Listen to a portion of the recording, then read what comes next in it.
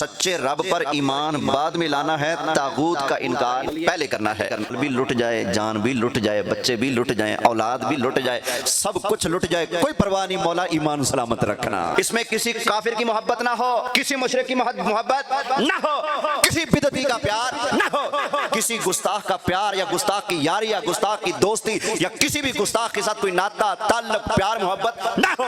یہ ساری چیزیں گند میل باہر نکال، پھر اللہ کو مان۔ جو ایسا کرتا ہے اس نے مضبوط رسی کو پکڑ لیا۔ الف اللہ کھل بھی پیچھے رہ جائے، ڈائریکٹ توڑے من اتے بوٹی لاوے، ان مرشد آکھا جاندہ ہے۔ تو جی دی بریک ہی ایتھے لگ جائے 500 والا ہے، 1000 والا کیڑا آندہ ہے، اور پھر بوٹی لان والا، بوٹی پین والا ہے۔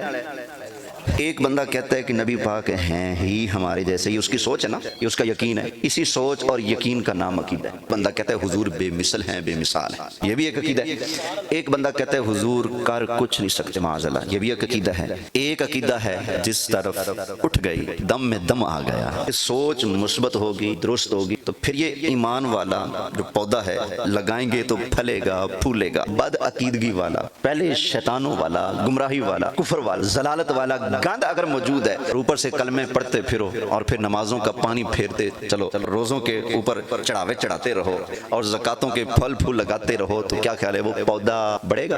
نہیں نا، اس لیے کہ اس کی جڑوں کے اندر جو جراثیم ہے، جتنا آپ چونا لگائیں گے، رنگ لگائیں گے، اتنا ہی اندر سے وہ چوہا کاٹ رہا ہے۔ یہ گستاخی والا گند ہے، یہ بدترین چوہا ہے۔ بے ادبی والا گند بدترین چوہا ہے۔ سرکار کی گستاخی، صحابہ کی گستاخی، اہل بیت کی گستاخی، پاکوں کے بارے میں زبانیں چلانا، بک بک کرنا، شان اور عظمت پر انگلی اٹھانا، ان کو اپنے جیسا سمجھنا اور یہ نعرے لگانا کہ بابے تے شے کوئی نہیں، یہ وہ گندا چوہا ہے جو آپ کے سارے عمل کی کھیتی کی جڑیں کاٹ کاٹ کے برباد کرتا جائے گا۔ آپ سوچیں گے ہمارے پاس بڑی نمازیں ہیں، بڑی زکاتیں ہیں، بڑی حجیں ہیں، لیکن جو جڑوں کے اندر گند پڑا ہوا ہے وہ سارے عمل برباد کر دے گا۔ اللہ کے بندو، عقل والا وہی ہے جو پہلے گند نکالتا ہے، پھر اوپر بوٹا لگاتا ہے، پھر پانی لگاتا ہے، پھر دیکھنا اس بوٹے کی شاخیں کہاں تک جاتی ہیں۔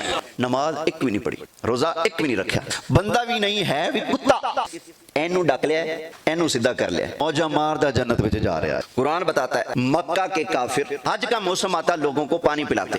اللہ تعالیٰ نے ارشاد فرمایا اجعلتم سقایۃ الحاج وعمارۃ المسجد الحرام، تو اللہ فرماتا ہے یہ مسجد حرام کی خدمت کرنے والا مصطفیٰ کریم علیہ السلام کے لڑ لگنے والے غلاموں کے برابر نہیں ہو سکتا۔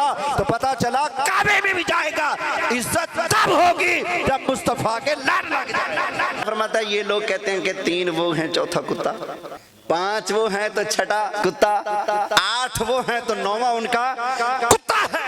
اصحاب کہف کی گنتی قرآن میں جہاں اشاروں میں آئی پڑی ہے نا، ساتھ کتے کا بھی ذکر آیا پڑا ہے، پتا چلا وہ کتا ہے لیکن عام کتا نہیں۔ جب کتا اللہ کے پیاروں کا حیا کرتا ہے اس کا شمار وہاں ہوتا ہے جہاں اصحاب کہف کا شمار ہوتا ہے۔